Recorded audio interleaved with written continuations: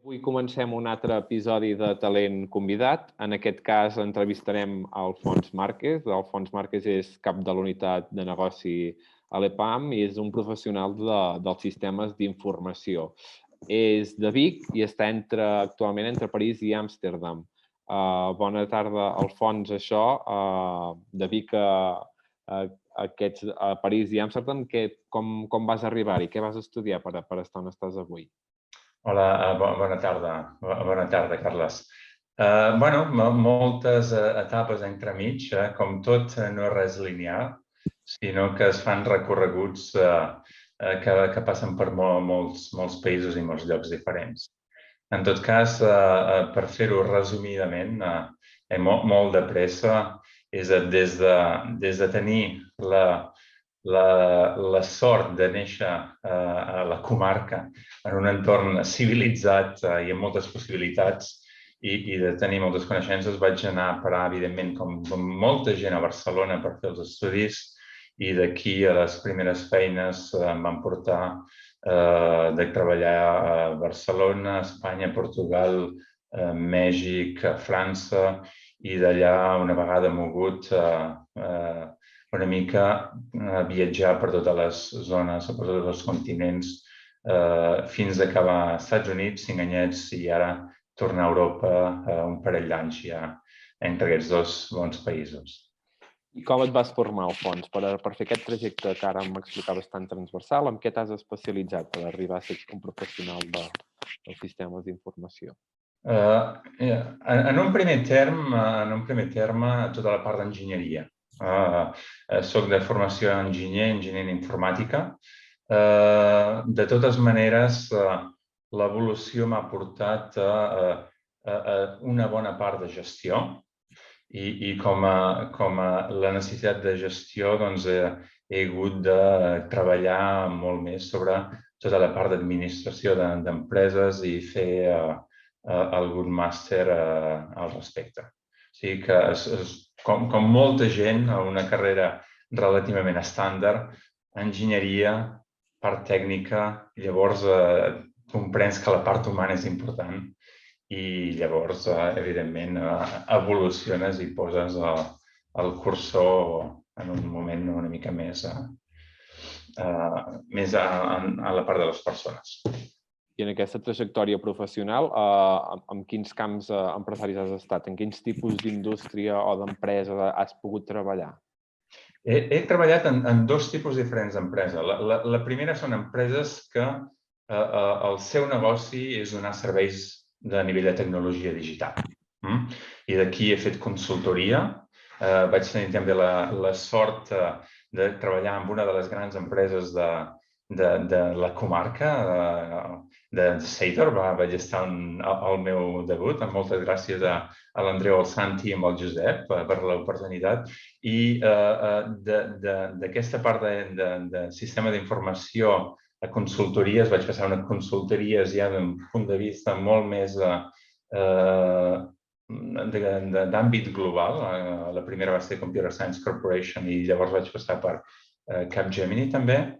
Vaig tenir l'oportunitat de crear una empresa també de serveis i per passar a empresa final que en la part bàsicament d'automòbil, la part també d'energia, i ara mateix he tornat a empresa que el seu objectiu és donar serveis, és ajudar a altres empreses a transformar-se digitalment. Si anem aquí, aquesta transformació digital, entenc que la transformació digital no s'atura. És a dir, com podeu assessorar una empresa perquè es transformi digitalment quan els motors van a vegades més ràpid del compte? Si entenc bé la pregunta és no hi ha fi. Correcte. Sempre hi ha coses a fer. I en tot cas, aquestes transformacions canvien molt d'indústria a indústria. Hi ha indústries com tota la part de la consumació de les notícies, del periodisme, com la viviu vosaltres, que va ser una de les primeres i pioneres. Tota la part de sistemes financers també han evolucionat immensament amb totes les noves tecnologies i tot el que pugui representar noves formes d'inversió, nous assets que hi ha en el mercat, etc. I nosaltres estem bàsicament treballant en molts sectors importants. La part de mèdia i telecom és un dels grans. La part de tota la medicina, life science, healthcare, medtech és un altre absolutament molt important. I evidentment, el que et canvia és no només els productes que puguis sortir, que porten molta més tecnologia, sinó també tota la part de canals de distribució, consumicions, modes de consumicions. Per exemple, abans compràvem pel·lícules, ara comprem subscripcions. Això no només passa amb Netflix, amb Amazon Prime i altres, sinó en moltes altres indústries. Doncs, efectivament, és contínuament adaptar-se. I ara que em parlava d'aquests sectors, ara al principi m'apuntava que ha treballat en el sector de l'energia, automoció, de salut. Quines similituds tenen? Algunes similituds a l'hora de controlar aquests sistemes d'informació? Cadascun o són totalment diferents? No, hi ha molts punts que són comuns. Una de les grans tendències que ha estat moltes vegades no massa important i ara realitzem és la gestió de les dades. Qualsevol d'aquestes empreses gestiona una quantitat de dades importantíssima que no tenien en compte a l'hora de prendre decisions. Avui en dia una de les grans tendències és d'analitzar i transformar aquesta dada en informació pertinent. Evidentment, tenim la tecnologia necessària per utilitzar i d'aquí la intel·ligència artificial, d'aquí moltes de les decisions que no sabem que es prenen però es prenen, és analitzant els nostres tipus de consumició, de serveis, què és el que comprem, què és el que no comprem, quantes hores passem a veure algunes sèries i quines són les activitats que fem del dia a dia. Amb la qual això és universal i és qualsevol tipus d'indústria s'estan fent molts esforços per evolucionar. Pel que fa als consumidors, han canviat els seus hàbits de consum en els darrers anys? Estic parlant amb la irrupció de la pandèmia de la Covid. Hi ha hagut un canvi que s'hagi notat en el seu camp o una acceleració d'alguna cosa? La pandèmia ha estat un element pertorbador enorme i ha canviat completament els tipus de consumició de productes. I això ha fet que tota la indústria ho estigui suportant. Tinc un estrès molt gran. Avui en dia tothom sap que hi ha una mancança de xips. Avui en dia tothom sap que tota la part de supply chain, tota la part de logística està molt complicat. Segons quins sectors hi ha problemes d'aprovisionament. I és simplement perquè tot el tipus de consumició ha canviat completament. No només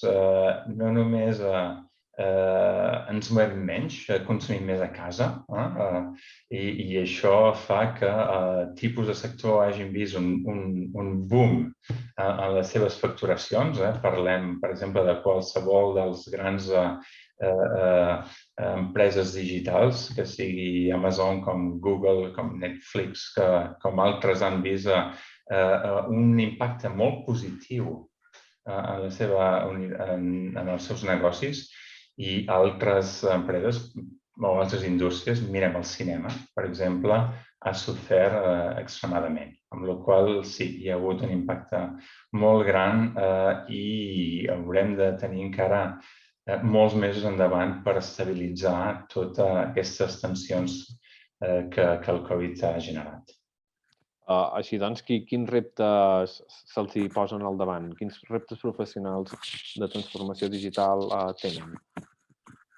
Variarà molt de tipus, depèn del sector, però El que estem veient és que tota la part de comerç digital ha fet un boom important. Avui en dia no crec que hi hagi cap empresa que no posi una certa part d'atenció a com incrementar tota la seva part de ventes des d'un punt de vista digital. Per donar un exemple. Llavors, depenent del tipus de sector, hi haurà canvis més o menys importants, però independentment de Covid, no se m'ocorreix cap sector, cap part de la indústria que no hagi sofert. Si miro l'automòbil, el que, per exemple, està fent Tesla, ha canviat completament el model de negoci amb una venda directa al consumidor i tota la part dels dealerships, tota la part ha canviat completament i no només la part elèctrica dels cotxes és important, sinó tota la part dels sistemes d'intel·ligència artificial que són capaços de portar un cotxe d'un punt A a un punt B sense cap interacció humana. I la quantitat de dades que Tesla agafa dia a dia, que pren de quan estem conduint i l'integra en les seves bases de dades i l'integra en la milloració de conduir, doncs és absolutament magnífic. Amb la qual cosa són bons exemples de transformacions digitals. Per tant, això vol dir que com a professional dels sistemes d'informació també vostès tenen el repte d'anar seguint totes aquestes actualitzacions, aquestes novetats. És a dir, la seva feina implica una formació constant? Implica una interacció constant, implica un aprenentatge constant.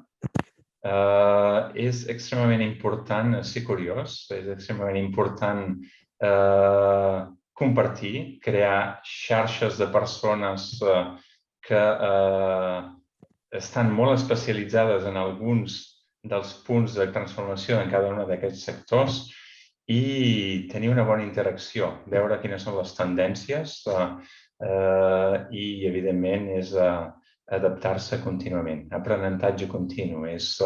No només en la part de transformació digital, però crec que és aplicable a tot el que fem.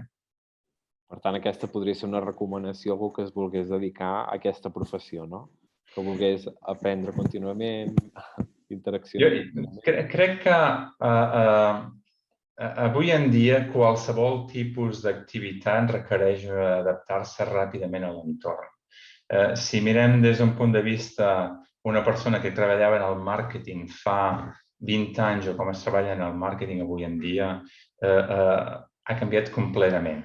Algú que treballés en l'educació abans potser tenia una carrera que no et canviava des del començament al final. Avui en dia, com es consumeix l'educació, que siguin MOOCs, que siguin podcasts, que siguin sessions virtuals, que siguin sessions de networking o els més formals amb una classe, doncs ha creat una explosió de diferents tipus de continguts i el tipus de perfils per a la creació d'aquests continguts també ha evolucionat. Són molt més visuals, molt més interactius, molt més una part de gamificació, amb la qual diria que l'esperit curiós, l'esperit d'aprenentatge constant, l'esperit de passar temps sobre un objectiu concret i devenen extremament importants avui en dia. En el seu perfil professional he pogut veure que té experiència en entorns complexos, ara que parlem d'entorns. A quins entorns complexos ha pogut treballar? És a dir, què s'entén per un entorn complex i en quins ha pogut treballar vostè? Entorn complex.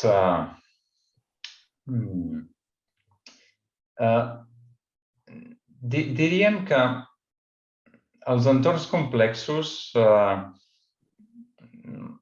són deguts a l'entorn i totes les relacions. Si mirem des del punt de vista tot el comerç i tota la part de la geopolítica i els impactes financers que puguin tenir un mercat sobre un altre són extremament complexos. Molts dels canvis que s'estan fent avui en dia són molt d'experimentació, amb la qual jo diria que qualsevol tipus d'activitat pot arribar a aquesta complexitat que em comentaves. És per això que avui en dia la innovació ha canviat molt. És de l'experimentació, és de provar teories. Tens uns pensaments, pot funcionar, no pot funcionar. No cal pensar-ho massa. Anem a provar. Farem una experimentació, veurem els resultats, ajustarem, potser canviarem de contingut i anirem avançant. Amb la qual cosa, jo crec que no només la complexitat del món s'ha anat grandint a mesura que els anys van passant i, evidentment, continuarà, però els temes d'innovació han canviat que permeten afrontar precisament aquesta manca de saber si una cosa funcionarà o no. Si ens mirem, per exemple, el model d'Airbnb, avui en dia ens sembla molt normal, però en el moment de sortir al mercat dius, escolta, algú pagarà per anar a dormir en una habitació d'invitats sobre una casa que ningú coneix ningú? És absolutament una idea una mica descabellada, no? I al final, doncs, no. O, per exemple, els non-fungible tokens, que és com algú avui en dia pot comprar objectes digitals, una foto, que tu i jo la podem tenir, tenim la mateixa imatge, però algú pagarà per tenir l'ownership, per tenir la propietat d'aquest objecte, que és comú a tothom. I això avui en dia s'estan venent milions a través de les plataformes de NFTs. Això també és un concepte extremadament sorprenent. Ningú a priori hauria dit que això funcionarà, però funciona.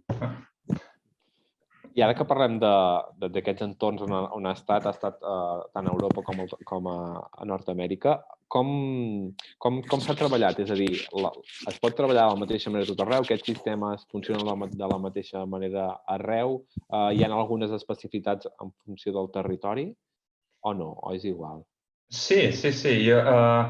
Hi ha una part cultural molt important. Si em miro a Estats Units, hi ha una cultura d'entrepreneurs que és molt important. Hi ha tot un ecosistema que hi ajudarà. Si tu vols crear la teva empresa, és fàcil. És molt més fàcil que no puguis fer a Europa. Hi ha tot l'ecosistema que t'ajudarà, hi ha tota la part de venture capital que pot invertir d'una manera important. I hi ha uns pols on hi ha els incubadors, que sigui a San Francisco, que sigui a Boston, i ara s'han multiplicats per moltes altres ciutats que ajudaran. També existeix a Europa, evidentment. Hi ha centres, a Berlín hi ha bastanta activitat, a Amsterdam també hi ha bastant bullici. En algun moment es va intentar que a la part de sud de França també hi hagués algun punt d'incubador, però la capacitat i les ganes són molt més petites. Llavors, si ens mirem a Àsia, Àsia és un moment en què està la cosa calenta. Tot el que està passant sembla que sigui passant a Àsia, mirant tota la velocitat de canvi que sigui la Xina, que abans era el copycat dels Estats Units i que ara ja l'ha avançat en molts aspectes, o que sigui tota la part de Singapur, que durant els últims 20-25 anys ha portat una quantitat de poder financer increïble, o que sigui altres països com Corea, que està no només exportant tecnologia, sinó que ara mateix està exportant molt seriament música i films que es miren en Netflix i que són en el prime time, com Squid Game. Això no són casualitats, són tendències i maneres de veure el món i de posar-hi molt esforç perquè Àsia estigui pujant al ritme que ho està fent. I en aquest context més global, que ara hem repassat una mica, quina posició ocupa Barcelona, la marca Barcelona o Catalunya? Està ben posicionada? No sé si sóc el més adient per respondre aquesta pregunta, la veritat. El que sí he pogut veure és que Barcelona té un caixer, té una bona imatge. Té una imatge de vida agreable, una imatge de cultura mediterrània on la gent viu bé, viu d'una forma saludable. Els agrada a la gent venir a Barcelona i ha fet molt esforç per posicionar-se com a una ciutat clau en el punt de vista de tecnologia. Si mirem les fires que hi ha, Barcelona és una ciutat important d'Europa. Si miro quan estava, per exemple, a Boston, hi havia un ecosistema que aportava empreses catalanes a Boston i activitat de Boston a Barcelona. Amb la qual cosa, el que crec, segons el que he vist, una certa limitació, però el que he vist, jo diria que sí, Barcelona i Catalunya són referents en el punt de vista tecnològic avui en dia. I pel que fa al talent, vostè ha estat als Estats Units, ara en parlàvem, ara està entre París i Amsterdam, a Europa. Es cuida de la mateixa manera el talent Europa versus Estats Units o Europa versus Catalunya? El talent està ben cuidat? El cuidem bé, el talent, des d'aquí? Qui el cuida millor? El talent... No necessàriament tinc totes les dades, amb la qual jo crec que serà més una opinió que un fet, però jo crec que encara hi ha molta gent que ha de marxar a altres llocs del món per trobar les oportunitats que no troba a casa. Potser és menys que abans, segurament és menys que abans, però estic convençut que les oportunitats es multipliquen en alguns llocs del món i altres, no ens queixarem. Hi ha una economia relativament bona, però si ens mirem des d'un punt de vista econòmic, Barcelona o Catalunya o Espanya no són grans potències mundials avui en dia. Amb la qual cosa, si vols treballar tota la part de farma, doncs Suïssa, Estats Units, altres països hi haurà moltes més possibilitats. Si ens mirem tota la part de desenvolupament, sí, Google ha posat certs satèl·lits a Barcelona, Amazon també té, grans empreses tecnològiques tenen, però encara la majoria de llocs de treball, si bé es va virtualitzant, encara estan a altres països del món. En tot cas, el millor lloc per desenvolupar, diguéssim, la seva feina, quin creu que és aquest sistema, per ser professional dels sistemes de... Crec que és més la xarxa que un pot crear que no pas ser específicament en algun sector. Si estem en el sector de l'automòbil o el sector de farma o el sector de, per exemple, d'equipament industrial, crec que aquests pols canviaran dràsticament.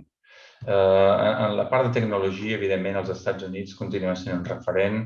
La Xina no exporta encara massa, però comença a exportar. TikTok és un dels productes que exporta mundialment, però evidentment està extremament avançada i altres parts de... Crec que Europa està una mica més darrere, però encara hi ha molts llocs com diria algunes ciutats a Anglaterra o encara per posar Alemanya a Holanda, que són molt importants avui en dia. En tot cas, des d'aquí, vostè podria treballar des de Catalunya, Barcelona o des de Madrid? Des d'aquí es podria treballar? Sí. A veure, jo diria que com tot, la part abans Covid i després de Covid ha canviat completament. Ha canviat. Abans era físic amb una mica de virtual. Durant el Covid s'ha passat a virtual amb una mica de físic. I avui en dia s'està començant a desenvolupar models híbrids. I models híbrids, aquesta coexistència no és fàcil. Però, efectivament, si estàs en algun lloc on tens una bona comunicació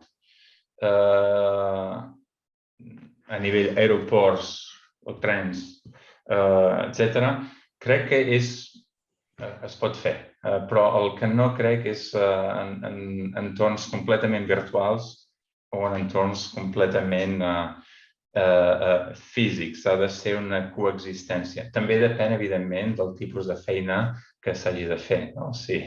Però en el meu cas tinc la sort que hi ha una certa flexibilitat. El que sí és important és continuar a tenir aquest ecosistema, continuar a tenir un accés a experts, accés a líders de les indústries, accés a clients i poder continuar a canviar, intercanviar i aprendre dels uns als altres.